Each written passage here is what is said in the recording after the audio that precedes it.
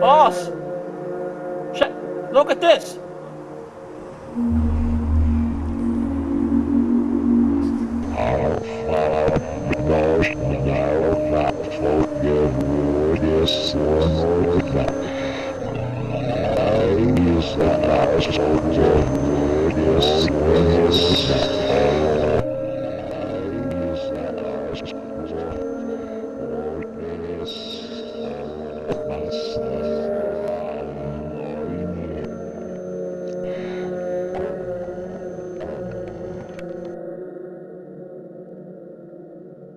You're useless. You can't run a business to save your life. Compassionate. Oh, you're so compassionate. What a compassionate dummy he is. Compassion gets you nowhere, just makes you poor. You're ridiculous. You're too soft to run a business. You're too charitable. You've got a kind heart. You shouldn't have a kind heart when you're a businessman, you fool. You're a failure. You're not ruthless enough. You want to make money? You want to be profitable? Then get out there and be a bastard. Be hard, be cruel. Cheat the taxman. You're too damn honest with the taxman, aren't you? You stupid fool. Do you think the taxman appreciates your honesty? No. And what does he do with your money? He gives it to the poor, to single mums, the disabled. Yeah, idiot. Failure, failure. You're a failure.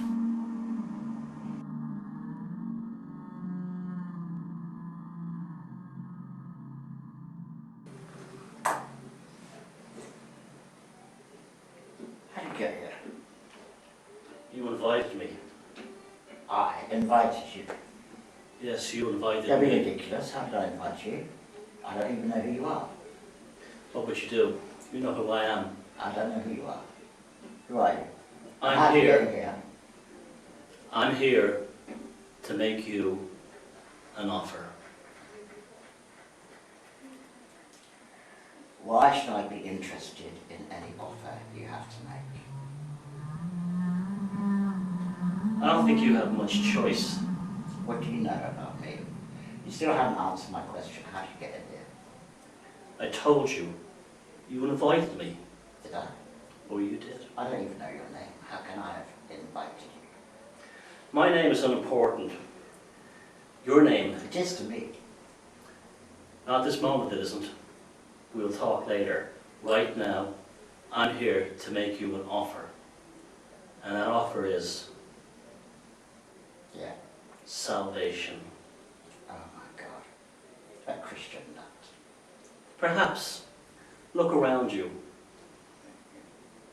Grubby downtown office. I don't need to be told about my office. Just get to the point. Oh, you're told about your office. Every day you look in the mirror and you're reminded of your brother who's a successful shipping agent, of your cousins who are successful property developers, of everyone you know who's a multi-millionaire. And what do you have to show for your efforts? And you tell me you don't need salvation? I thought you were talking about spiritual salvation. Spiritual, financial, is there really any difference? I think so. Maybe I don't want to be a multi-millionaire. I don't want to be like my brothers or my cousins or my father or my mother or my son or my daughter. Tell that to the furrow across your face as you were writing on that book. Tell that to the agitation in your hands when you were trying to add up that ledger. Tell that to the insurance collectors, the bill collectors, the shareholders, and everyone else knocking down that door for a pittance that you can't give them. And you're telling me you don't need salvation. Well, let me show you salvation.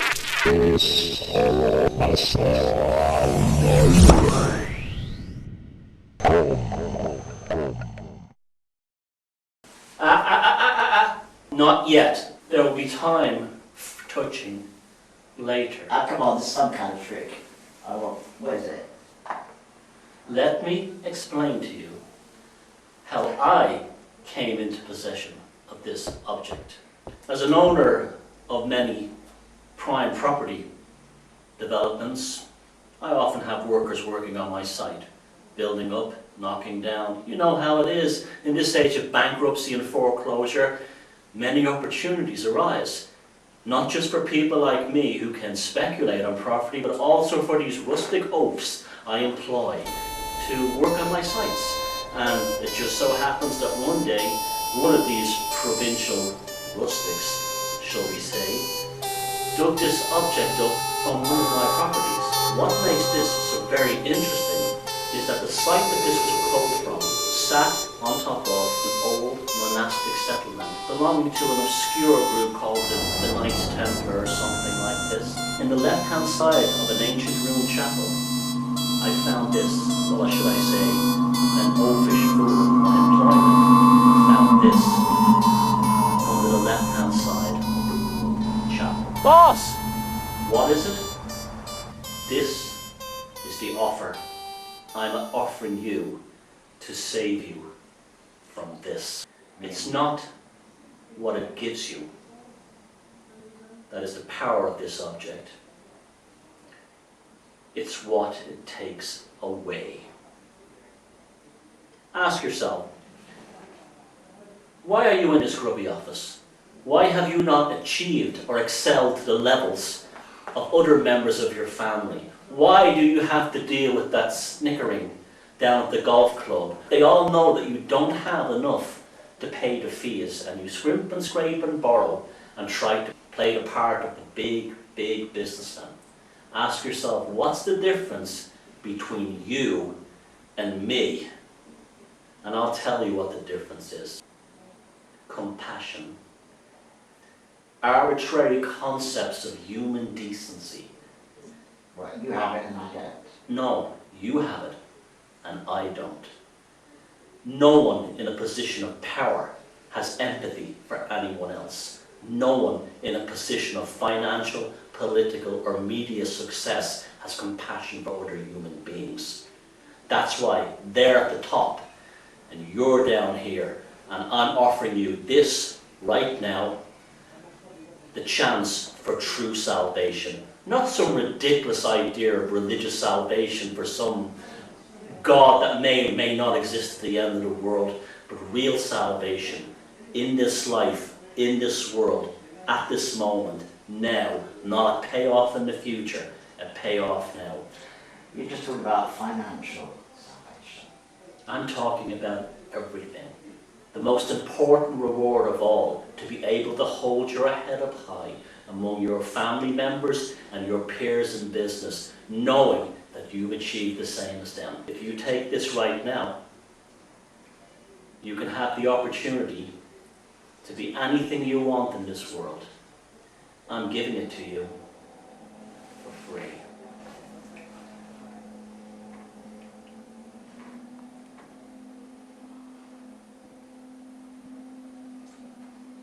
So you're builders, farmers.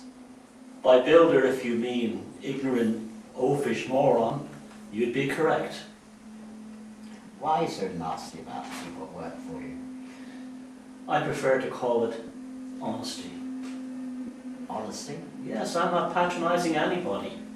I'm telling them exactly what they are. I'm not lying to them, I'm not brown-nosing them, I'm not flattering them. I see them with a purity. Why do you employ people that you know to be oafs? Why don't you employ the best? If you're running a circus and you want monkeys, you employ monkeys and a ringleader. I just so happen to need monkeys for that job. Why aren't you a millionaire? You've got all the qualities. Because I'm a billionaire. Let me ask you a question. Fire ahead. At what point in the day does it dawn on you that you're a failure? At what hour, when you stare into the abyss of mediocrity and nothingness, do you feel that sense of satisfaction that has always eluded you? Your definition of satisfaction is when you rub somebody's bloody nose into the dirt.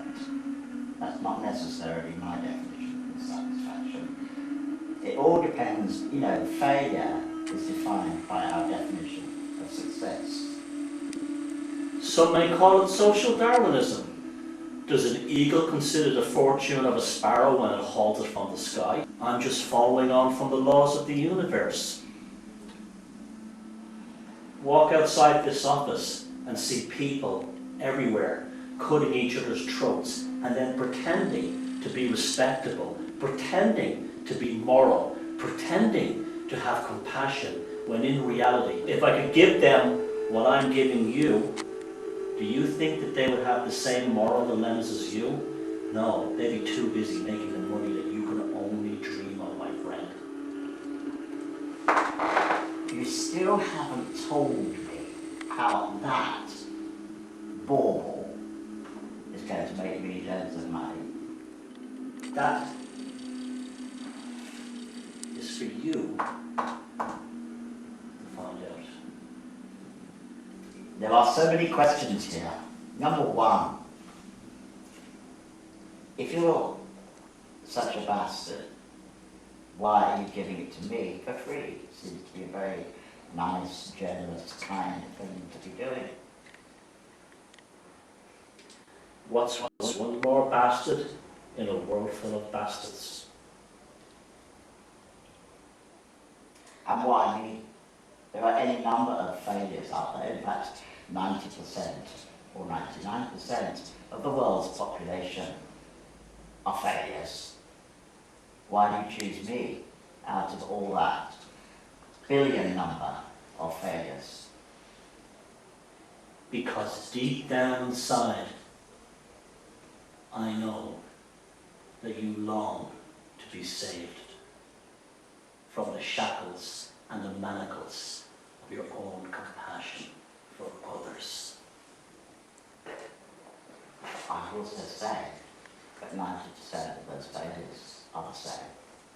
They also, deep down inside, wish they were the heartless, compassionateless, brutal, selfish, greedy persons that you are obviously claiming I am.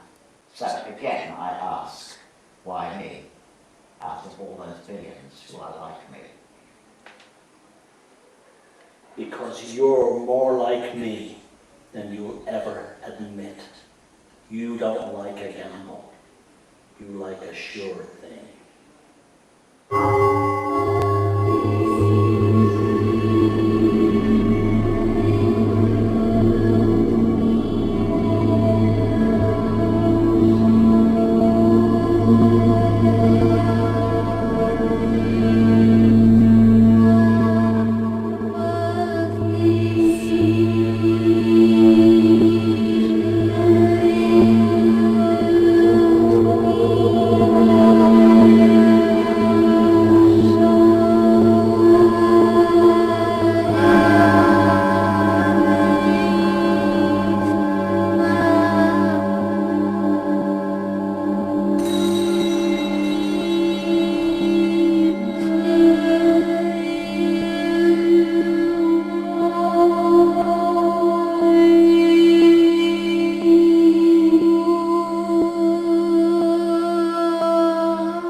Sympathy, arbitrary ideas of human compassion, sentimental notions of decency.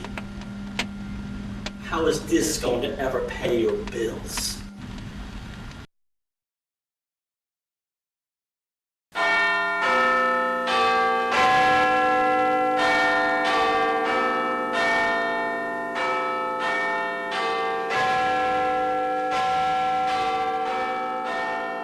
I would like to thank all those who voted to return a Conservative government.